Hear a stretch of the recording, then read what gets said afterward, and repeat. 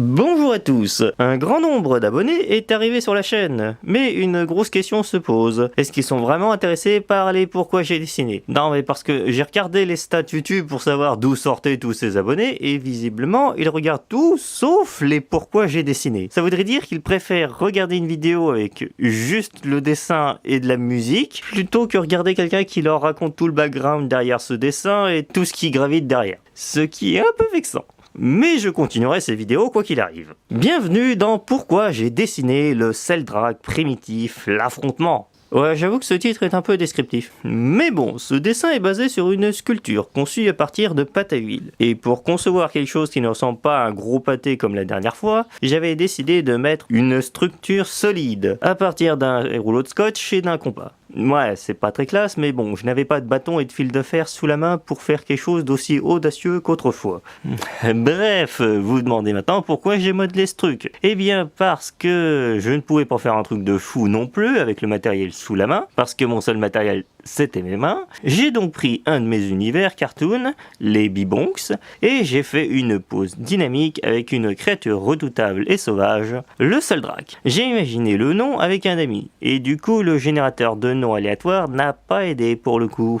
En tout cas, c'est une créature légendaire qui a affronté les Bibonks dans un combat très violent. Mais je vous garde le visuel pour plus tard, car promis, les Bibonks vont enfin avoir leur adaptation, après 4 ans que le script de la saison 1 soit fait. Donc j'ai montré la puissance de la bête en un seul coup de pied, elle soulève le sol, et les Bibonks ont intérêt à s'y mettre à plusieurs pour le vaincre. D'ailleurs, ceux qui découvriront l'univers des Bibonks et découvriront les environnements du cratère, eh bien, ces grosses boules que vous voyez un peu partout dans cette forêt, ce sont les crachats du Seldrake, car il digère comme ça. Il ne va pas aux toilettes et il dévore tout ce qu'il veut. Son estomac s'occupe de tout et transforme en une masse rouge qui durcit très vite, et aussi dure que du métal.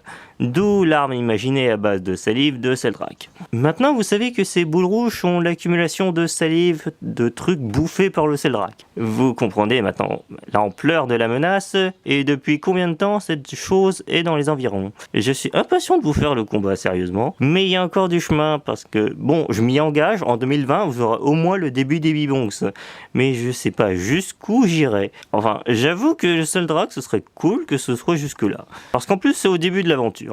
Bon d'accord, j'ai beaucoup meublé, mais j'ai pas beaucoup d'anecdotes par rapport à cette œuvre-là en particulier. Donc en attendant, la prochaine fois, on parlera d'une fresque, non pas celle-là, une fresque basée sur un jeu que j'adore avec un univers très profond, si vous voyez ce que je veux dire. Ok, la fresque Doom est finie.